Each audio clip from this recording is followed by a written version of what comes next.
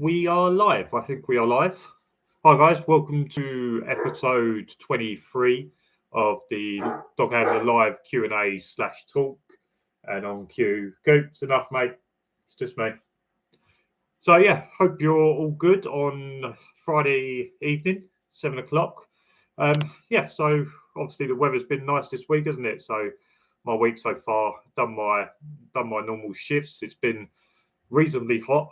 So it's been like between sort of 22 and 28 degrees when I've turned up to work, which is obviously has its own problems as well as being nice. Is that obviously it's when it's sort of up around the 25s, 28s, although the sun's not at its strongest, it's still very hot for the dogs. So you have to make sure the dog's got enough water and make sure you look after the dog probably until sort of 7, 8 o'clock when the sun really loses its strength and some of the site starts getting into some more shade and that. So down in the chat box, if you want to ask me questions, this is the time to ask me some questions. You can have a chat in the chat box, whether it's asking me questions or there'll be people in here that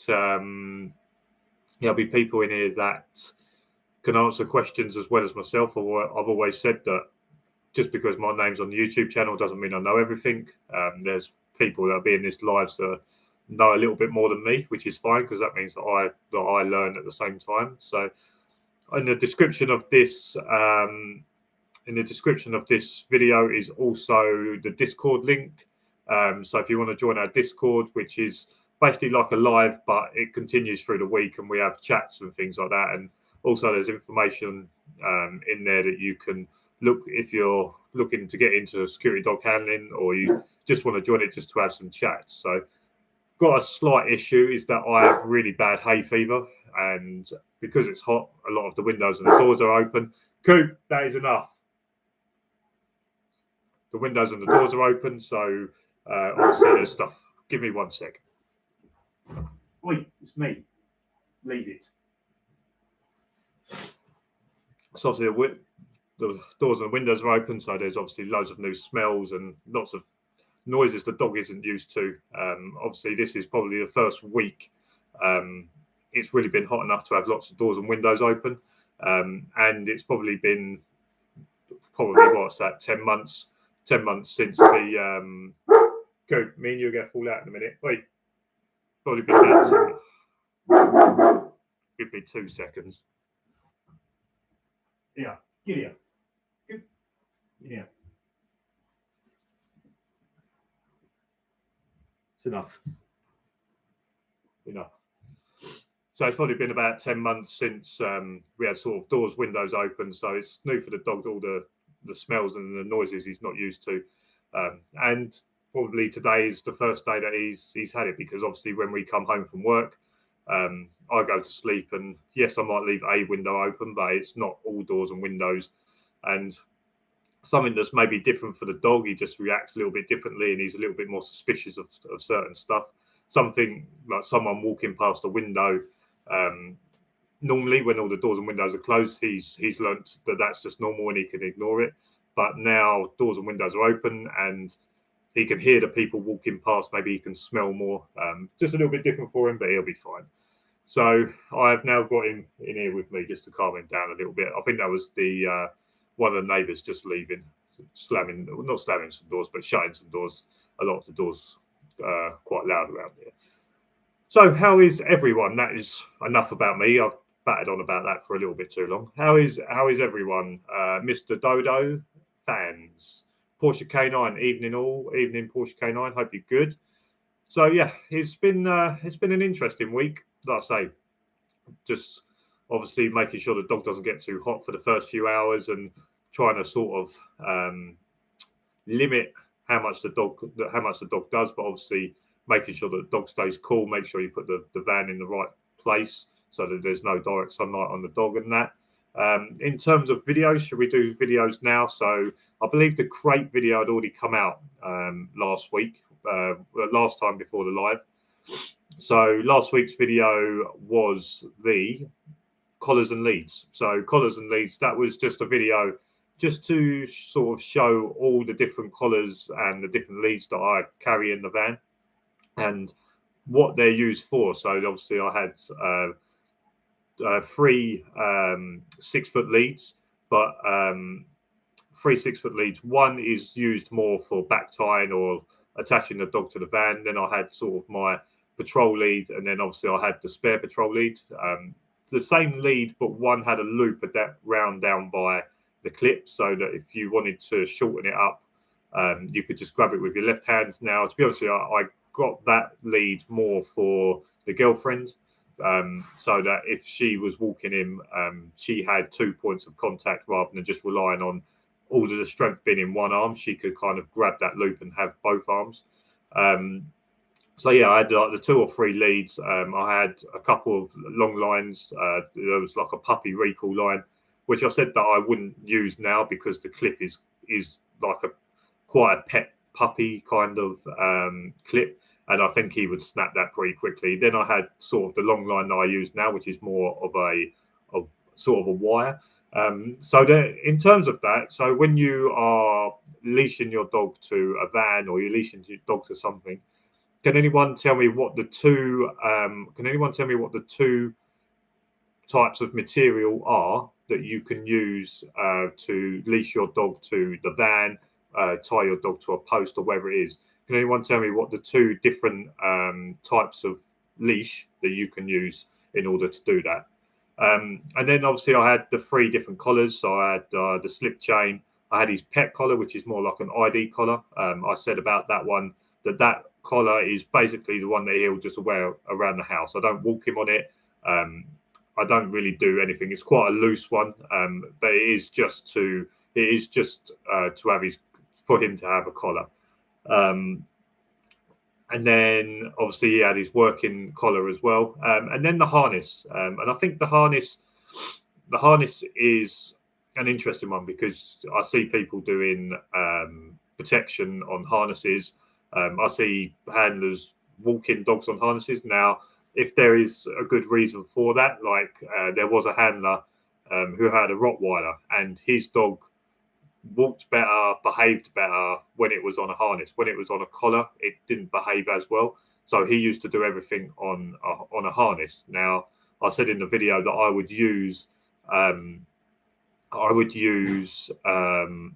harness for sort of tracking. So if someone went lost or I was trying to find someone, I would use the harness because I want to try and differentiate between a patrol and tracking, so that the dog, whilst tracking, wouldn't do a standoff, because I said it would be maybe someone that's vulnerable or someone that's missing, someone that's elderly, maybe it's a kid.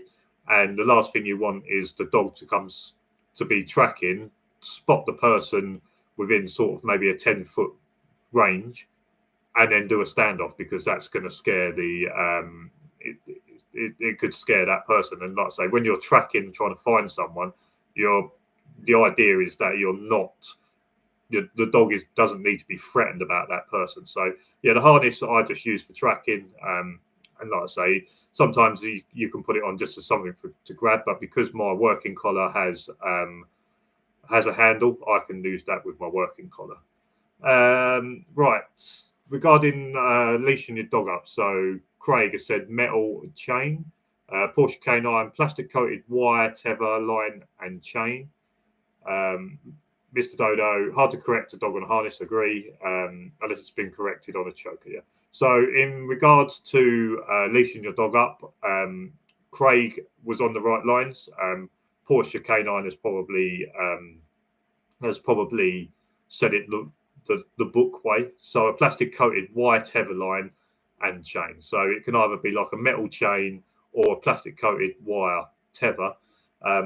You can't use a lead. So in my video where I had the clip so I could clip the dog and he'll be on a lead. That is just if I'm still there. I wouldn't walk away and just leave him there. I think the main reason for that is that they don't want people tethering up. So I'm glad you said tether, because I've not been saying that word. I think the reason that they use plastic coated wire or a chain is that they don't want people tethering up their dogs with something the dog can chew through. The dog won't be able to chew through sort of the plastic-coated wire or a chain. So yeah, if that is, and can people, and the next question probably that is a little bit further to that, can people tell me the two places that you cannot tether your dog up to? So there's two places that you can't tether your dog up to. Can anyone tell me what they would be? I'm not. This will be in your NASDU, but it is obviously good to know as well. So when you're tethering up your dog, what are the two places you can't tether your dog up to? Yeah, I wouldn't. Yeah, Mr. Dodo, I wouldn't tether it up to there either. That could hurt.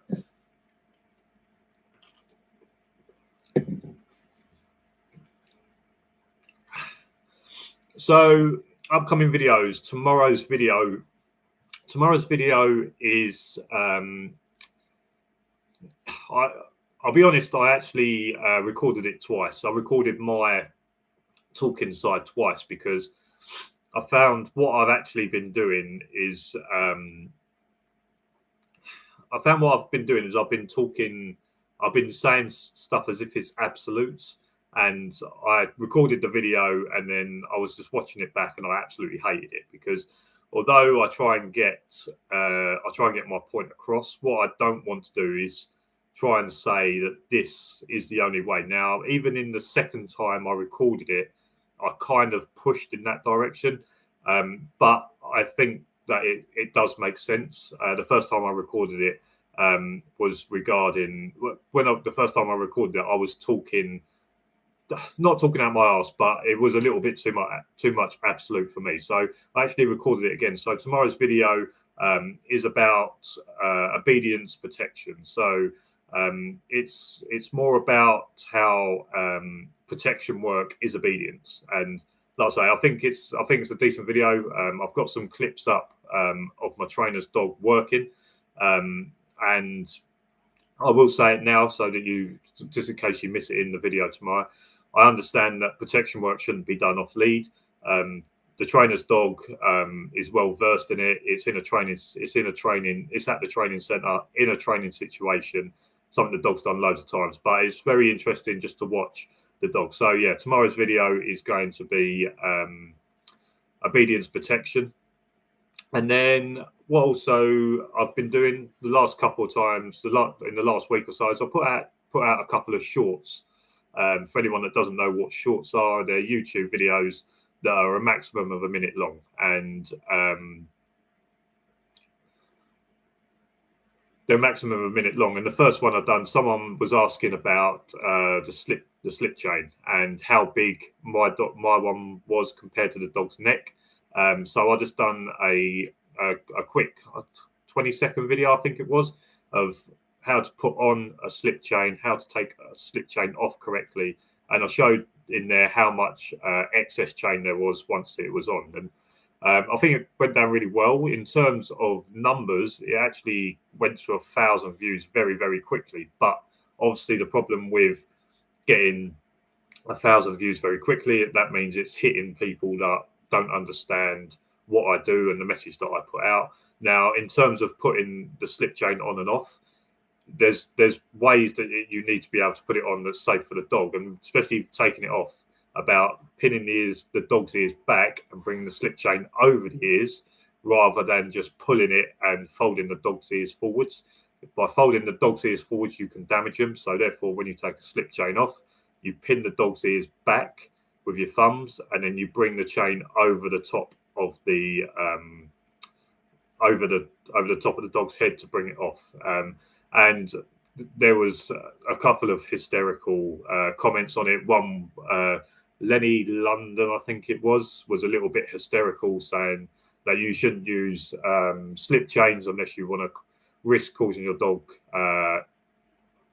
big injury. Let me actually read it. I'll read it exactly how it was. And it was all in capitals, which tells me that they was a little bit hysterical. So it was Lenny London, and they said, all in capitals, do not even use one of these unless you want to risk serious injury to your dog that could lead to death. So that is obviously a very hysterical comment, and to say that it could lead to death. Now, obviously, if you use the slip chain, if you use it incorrectly, or you leave your dog in a cage with a slip chain on and it gets it caught on something that's loose, yes, of course it could lead to death. But there are plenty of things that you could use. There's plenty of things that you could use with a dog that could lead to death. You could buy the wrong chew toy for your dog, or the wrong type of ball for your dog that could lead to serious injury or death. So, yeah, as Mr. Dodo says, way over the top. If used correctly, it's perfectly fine. A dog shouldn't be left with a slip chain on unattended. So you only use slip chains when you are present. And I would say that if you're using it for obedience, you put it on, do your obedience, take it off. Never put the dog in the cage and leave it with a slip chain on. There was, I believe there was someone that follows my YouTube channel that actually messaged me. And so at the back of, I think it was a trans canine. So anyone that knows a trans canine cage, on the back of it, you have obviously the emergency exit, which on the outside is like a thumb and finger clip that you clip one side and then you bring it down. But actually on the inside, what it is like a little finger, and it goes up to lock it in. Now, what had happened was the dog had got a loop. Try and do it this way. So is this going to look rude? So a loop got attached to the finger of the emergency exit, and obviously then tightened it and was choking. So he obviously had to get into the cage to sort of push the dog back up to the back of the cage in order to be able to unhook it. And that is something that can happen. So it is very important that you don't leave slip chains on dogs whilst they're unattended. Like I say, put them on, do your obedience, take them off. So yeah, like I say, there was a few hysterical comments over that. But anything you put online, there's always going to be someone, because there's lots of groups out there that don't want dogs to be worked. They don't want dogs to be. There are groups out there. Sorry.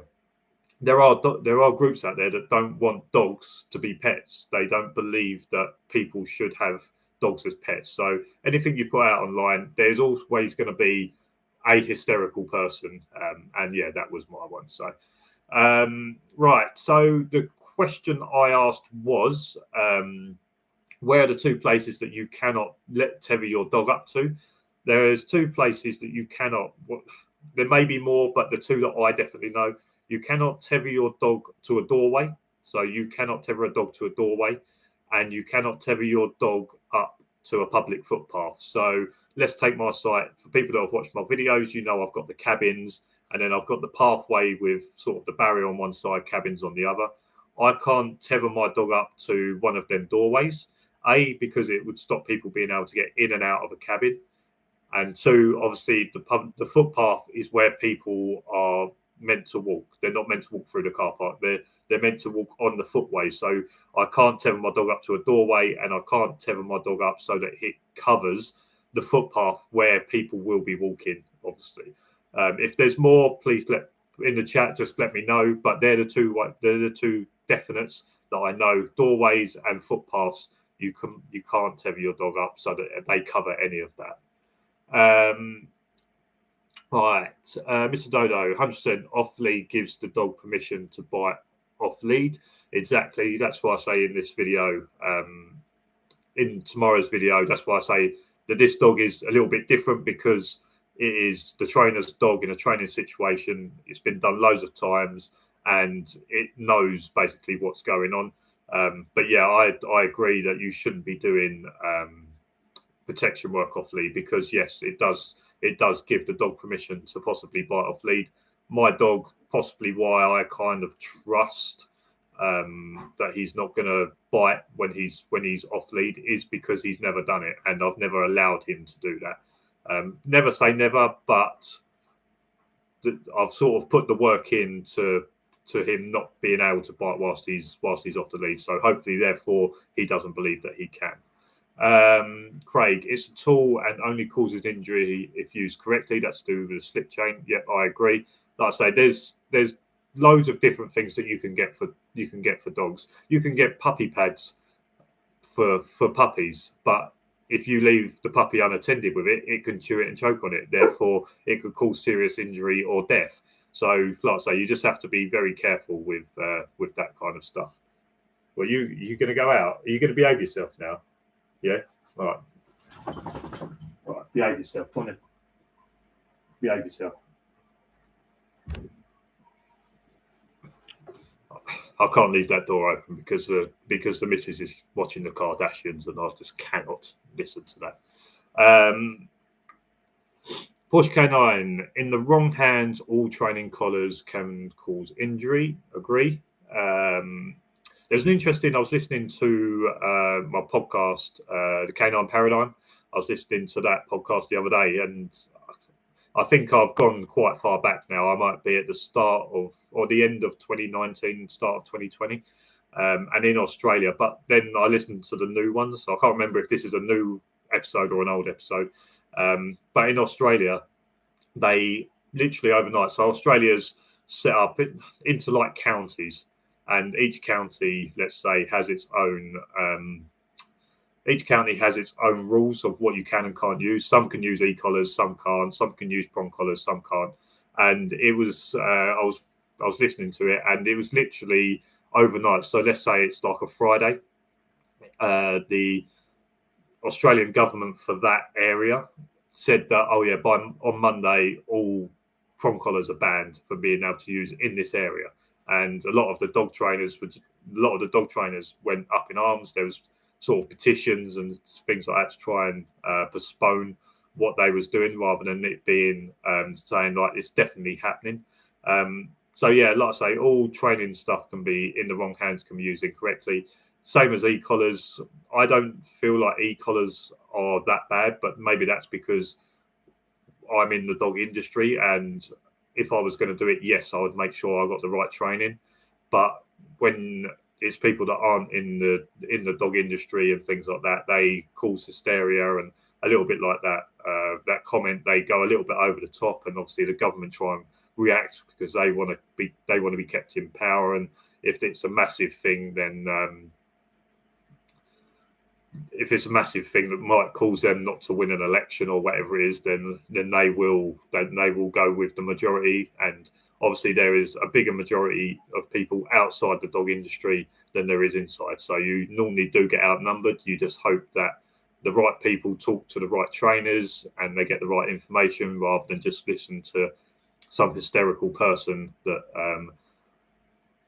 probably has a dog that is a little bit out of control and has one of them little dogs that always smashes at the end of the lead and barks and everything at my dog. It's probably them types of people that probably try to put a stop to people controlling their dogs properly.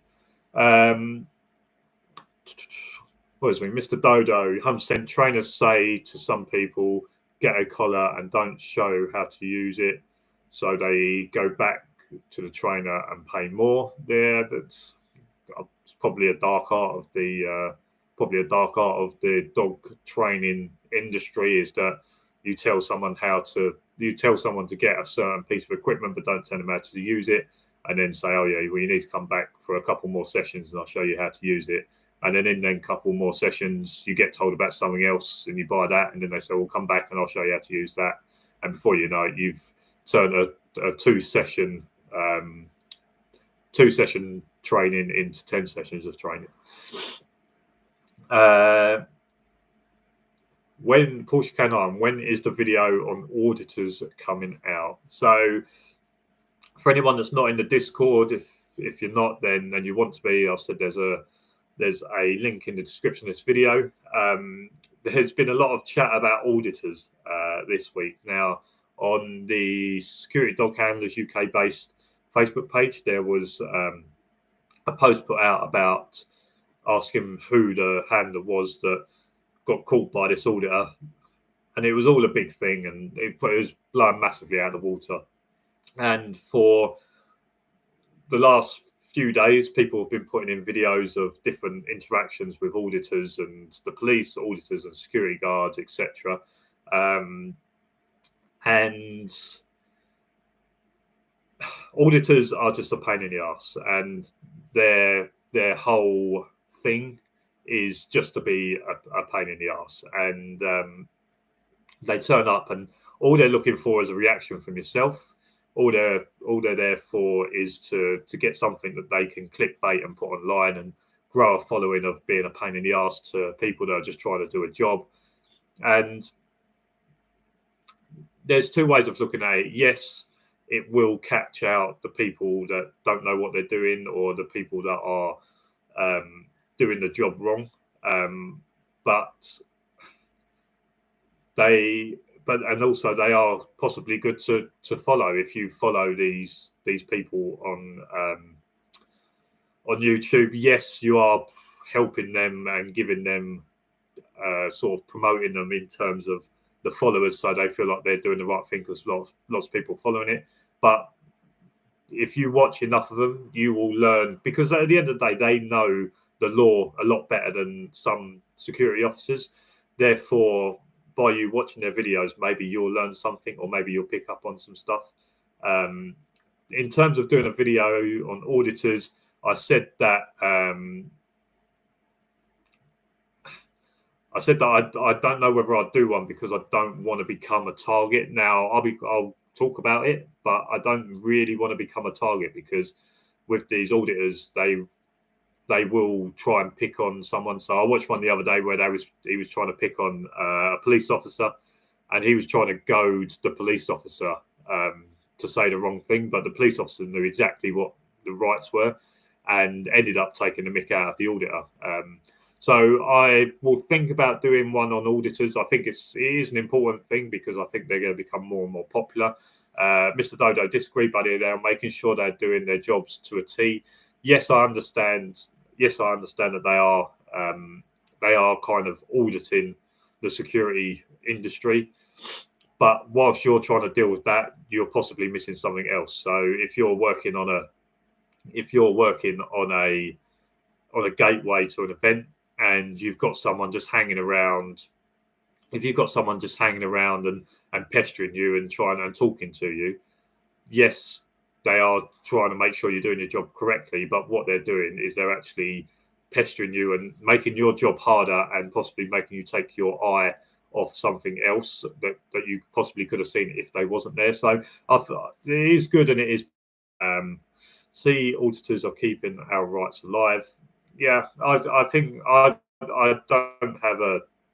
don't think they should be banned, but I don't think that they should be able to just walk up and kind of get in the faces of security officers whilst they're actually trying to do a job, because at the end of the day, they are doing security. But the video that I watched that caught this dog handler out, now, if I was watching the video as a police officer or part of the counter-terrorism, in the video, he walks around and he takes videos of all the security gates, all the gates where all the security are.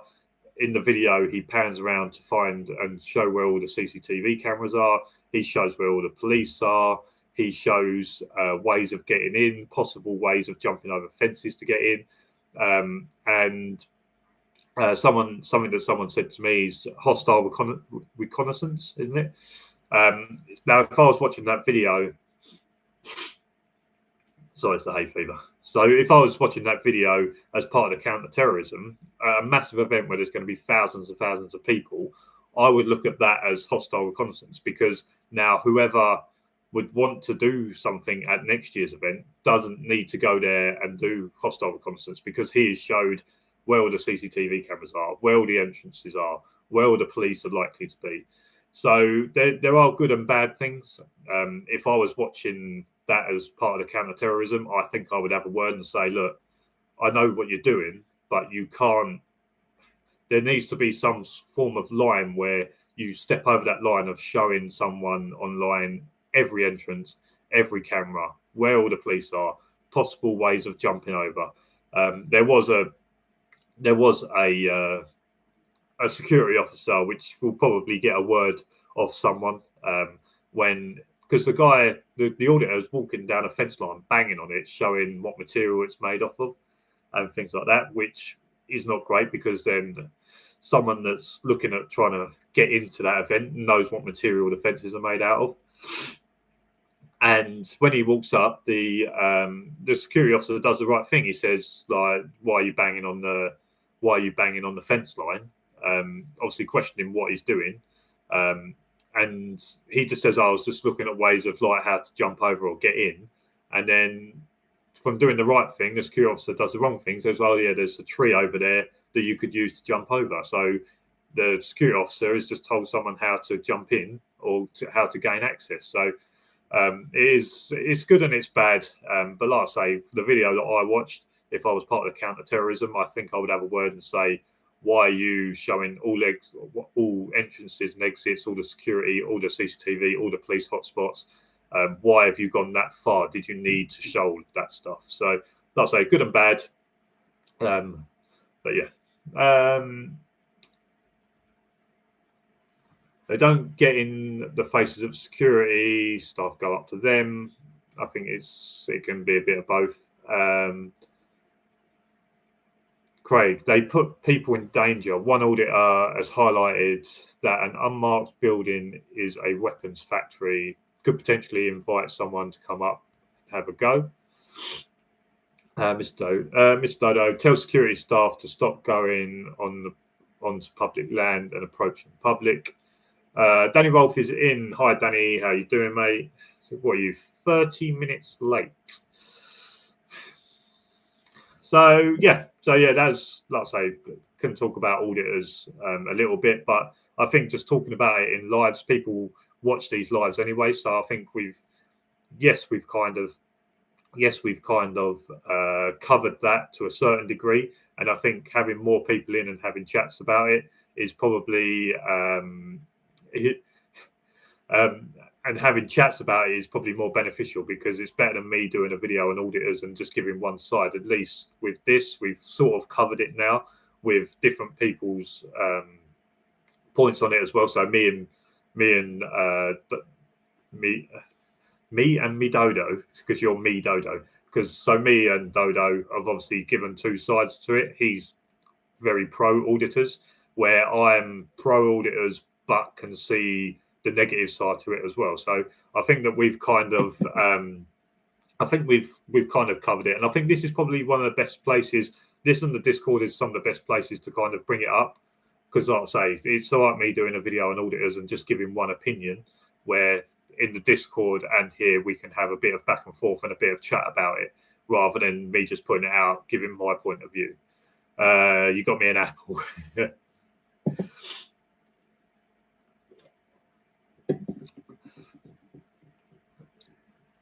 No law broken, no problem. Yeah, not say it's good and it's bad. As long as they're not breaking the law, it's obviously not a problem. But they can be a bit of a pain in the arse as well. Right, we'll leave auditors alone now. Upcoming videos. I went training last Friday, which was an interesting one. So I went training last Friday, and there was myself, a handler doing his NASDO, and a handler that's massively experienced and got 25 million dogs. And it was quite interesting because there was one bitch there, but she has been done. So it kind of been that. The dogs were acting very strange at training. And yes, it wasn't hot, but it was warm. And we was doing patrols. Like, the obedience was fine. I don't think there was any problems with obedience. When we done patrols, the dogs were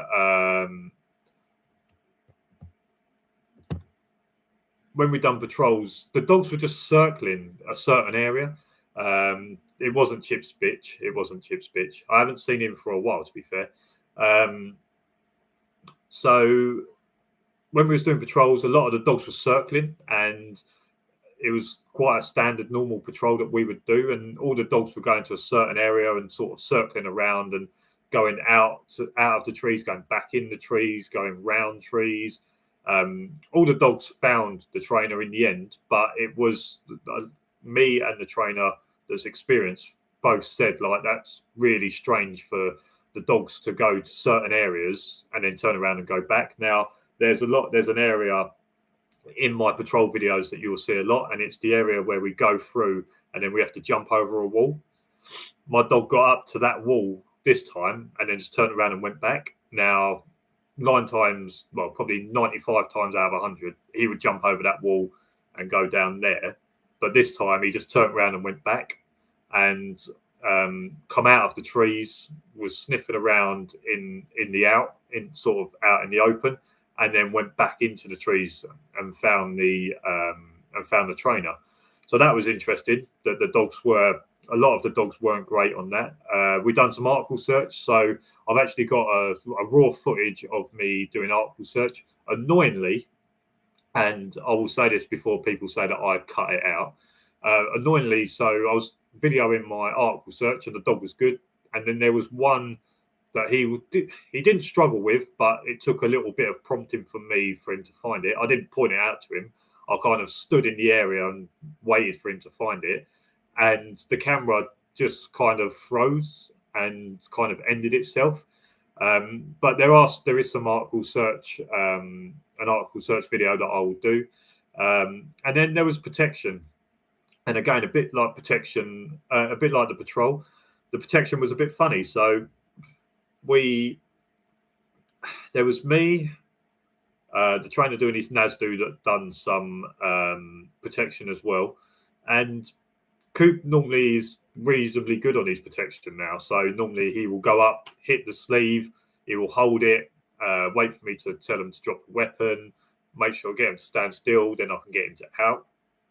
And the first time we went in, it was half-hearted, which I found a bit strange. But then he did bite the sleeve. He was on the sleeve. And then for absolutely no reason whatsoever, he just come off the sleeve and went and sniffed like an area. And I was like, that's a bit strange. So I gave him a bit of a check, pulled him aside, and then sent him in again. And he went on, hit the sleeve, was biting the sleeve. I thought it was crap, to be honest. Got him to out, and then trainer was like, yeah, that's fine, walk off. And I was like, no, I'm not happy about that. Like, that wasn't good. So he said, all right, we'll get him to go back on again. And so turned him around, went on, hit the sleeve. I still didn't think it was great.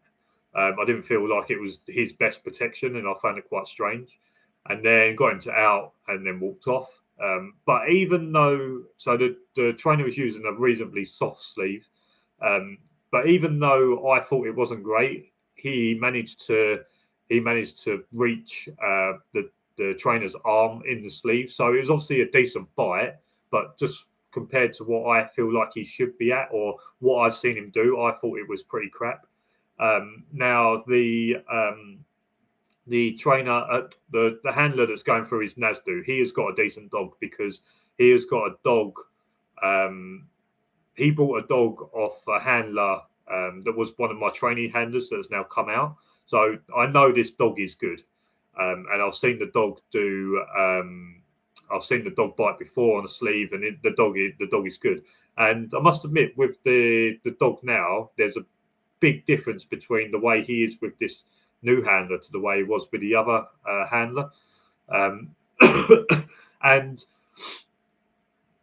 so the handler and the dog are walking towards or closing the gap on the trainer with the sleeve.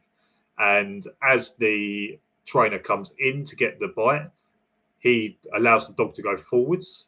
And as the dog gets to the handler, just before he's about to go on and bite the sleeve, he went, oh, what's that? And went to exactly the same spot that Coop done in order to sniff. Now, this dog knows my trainer very well. He's trained it since he was a puppy. So we kind of put it down to the dogs knowing that the trainer's safe. Now, in a real life situation, the dog possibly wouldn't get distracted by this smell or whatever it was. But we can't work out why both dogs, mine come off a sleeve and went to sniff it, and the other dog that I know is very good with protection side, just before he was about to bite a sleeve, detoured and went over there again. So it was a little bit different. Need to mix it up a bit. Now, this is another thing about it, is that normally we do protection work next to the generator. You would have heard the generator, like the normal area where we can kind of cage it off a little bit. but this time we actually done it out in kind of the car park. So it was a different area to where we'd normally do the protection work. But yeah, it was just really strange. But I'll do a video on that because I think it's important to show stuff going wrong as well as it is stuff going right. I'm sure in a lot of my videos before I've been honest and said like that wasn't great, or like this happened and I don't know why. We still can't really work out what it was because, like I say, the only bitch there had been done, so it was nothing to do about a dog being on heat and being in that area or weeing in that area. So yeah, it was just a little bit strange, but yeah, I'll do a video on that and try and explain why stuff happened, or just be honest and say I don't know why this happened. So yeah, I'll do that. That could be another video. Midodo Coop from Human Traffic. He's a serious vinyl pusher. Isaac Rainbow. Have you worked Coop on a covert sleeve? I have not. The trainee trainer that I was hoping to do covert sleeve work with come out of the industry. That's whose dog this other hand has brought. So I haven't yet. So again, a little bit like anything is that people can say to me, "Will your dog definitely bite someone on site?" And the answer to that is, I don't know. I've got no reason to believe that he will. I've got no reason to believe that he won't. I think speaking to people that have been around the dogs that will bite people and being around trainers that have said he will, I have more belief that he will. And the way I've seen him at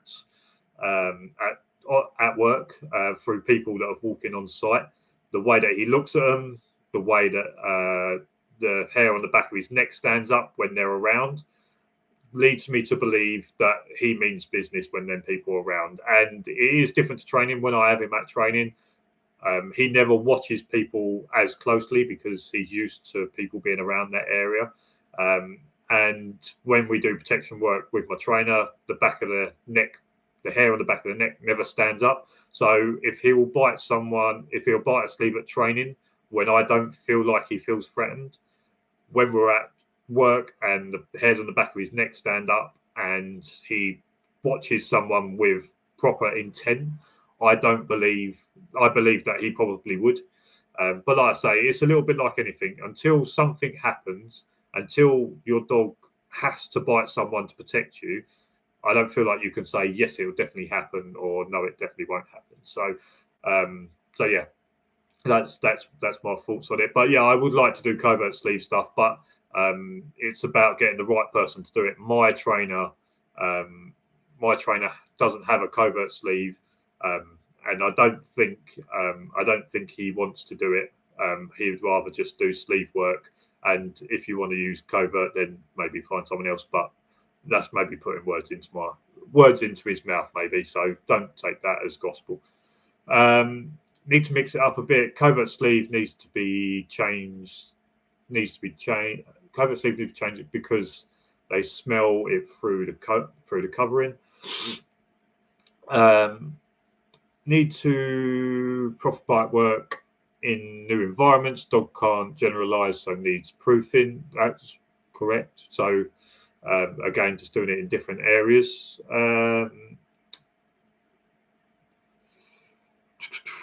Yeah, every time they go to train, they smell the environment before you get there. Routine. Yeah, my dog knows when we've turned up to training. He the same way that he knows that we're going to my mum and dad's after work.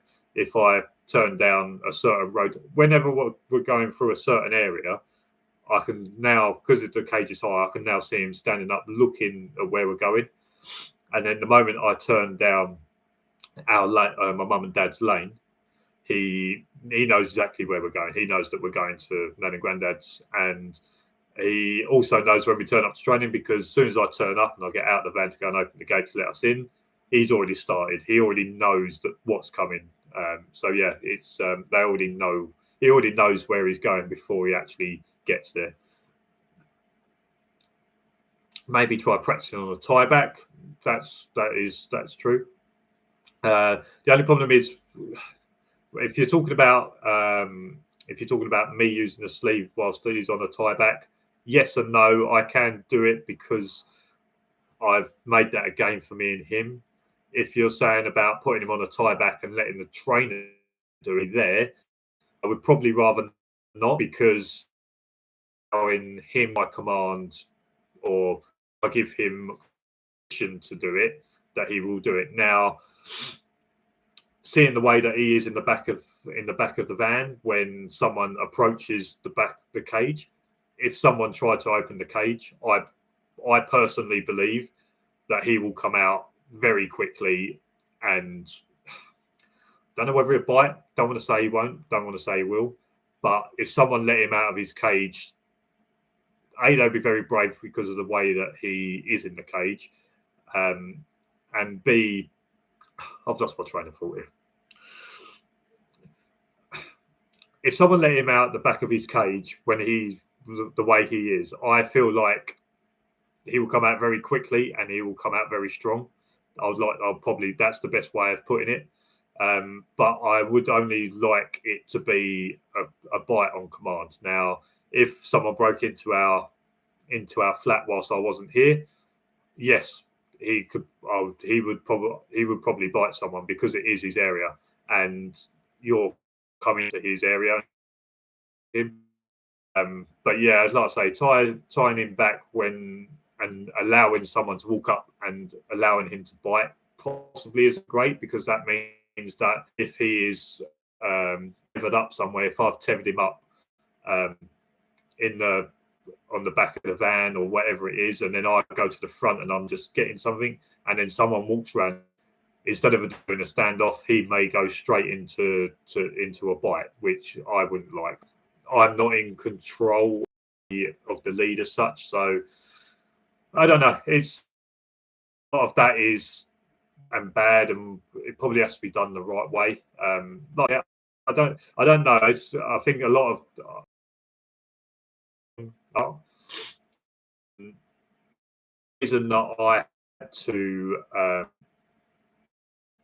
the reason that I had to re-record my video this week is because I was saying the wrong thing, and I wasn't saying the wrong thing. I believe I didn't say the wrong thing because I believe it. Kind of just got mixed up whilst in it. I felt myself is not the right thing to say. So, like I say, I think it's quite to kind of answer these questions without knowing. And like I say, as a hand, it's not, because I keep getting a table and it needs to wait until you can reconnect. So I think it depends on who's giving you the advice and whether you trust the advice as well. I think my connection is not dropping in and out because no one said anything. But so over the next couple of weeks, someone asked about my co-host. Now, I'm not going to say so in the Pause for Security sort of podcast style. I'm hopefully going to have a co-host, and I'm not going to say who it is. I'll let them introduce themselves when it comes to it. Because we haven't recorded an episode yet. That's why I'm saying hopefully it's going to be a new co-host.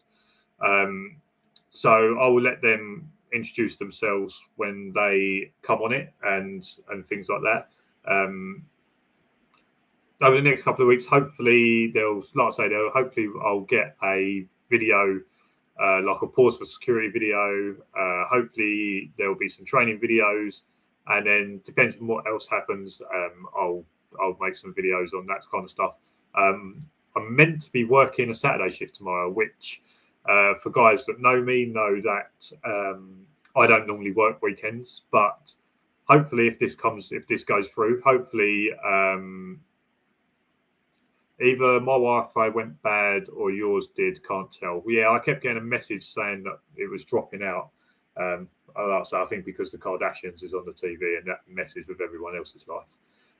So yeah, hopefully I'm meant to be working tomorrow, which if it goes through could be quite exciting. It'll be different. It's not at my normal site, so if that ends up happening, I'll do some form of video on it.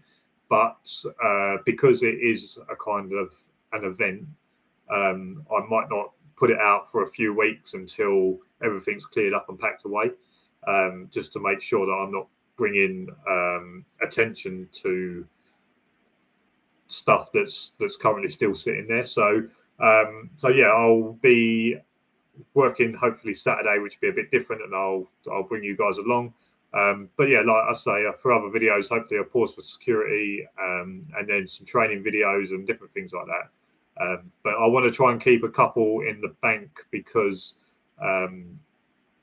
the second half of July, so I will be in Bulgaria for 2 weeks. So obviously I want to prep.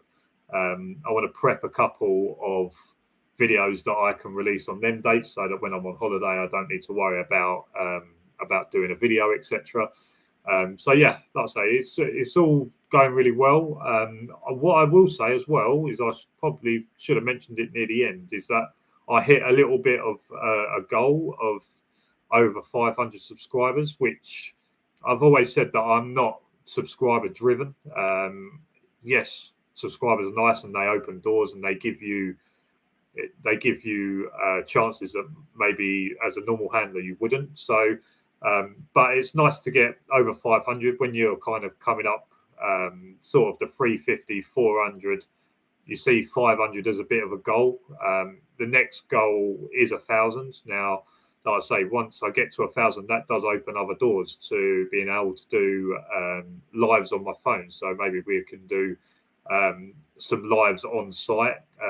Not saying that they'll be similar to this, but maybe I can train my dog in some obedience, or I can do a little bit of training, but I can live stream it. So getting to 1,000 would open some doors to maybe some different types of lives. And I think that'll be quite interesting. But yeah, it's everyone that interacts with these lives, everyone that watches my video, everyone that subscribes, I do appreciate it. Like I say, the more subscribers you get, the more doors open and the more people start taking notice of you. It would be nice to get to a certain amount of subscribers where maybe some equipment people start taking notice, that I can get their brand out there a little bit. I feel like on YouTube, in terms of security dog handling, that's the kind of audience that I can bring to a certain brand. And maybe it's not the biggest brand, but maybe it's a family run brand that offer good stuff. I will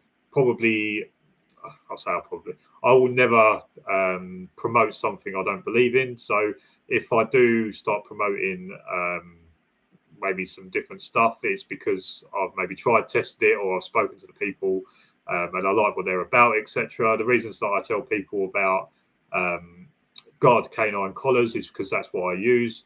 The reason I tell people about the 4Dog Trainers website for sleeves and for bite bars is because that's where I bought mine from.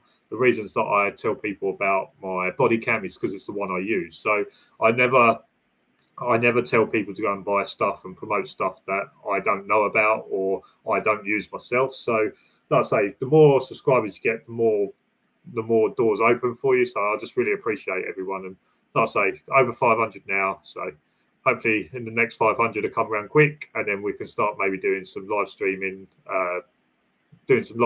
whilst I'm training, etc., and bringing you guys along to different things as well.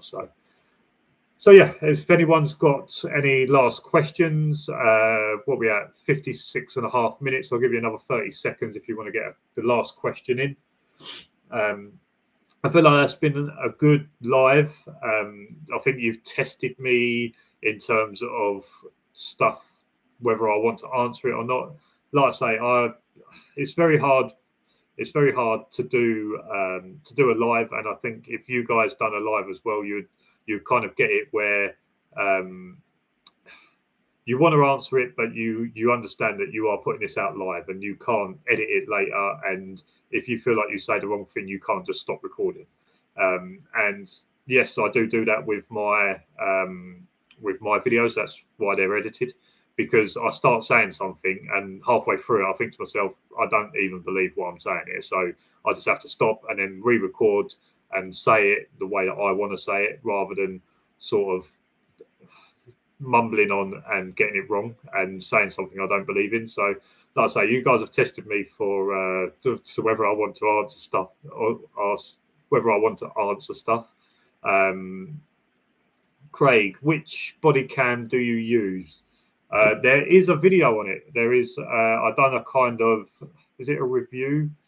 Do we call it a review? So there's a video. Where is it? So there is a video. If you go into my videos, it's the Rewire XR3 Pro body camera. Like I say, I've done a video on it. It's showing you how it works. There's a link in the description of that video that'll take you to buy one if you want to buy one. But in that video, I show you everything that it does, all the buttons.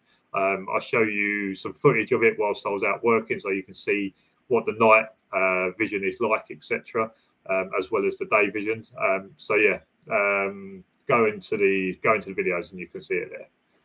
Right, we are coming up to nearly 59 minutes. I think that's enough. My head's a bit fried from wondering whether I want to answer certain questions or not. I'll always be truthful to you guys, and hopefully I always say something that I believe in rather than maybe saying something I don't believe in. So it's good that you challenge me, but I think it's also good to be honest and say there are questions I don't want to answer on a live, because I don't have enough education about it. I don't have enough education about back tying dogs and doing bite protection.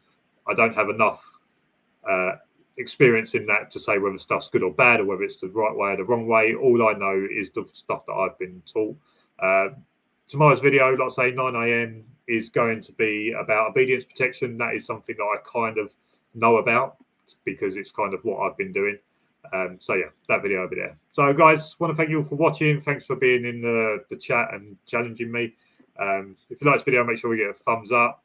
Subscribe down below for loads more videos and to become one of the more than 500 subscribers.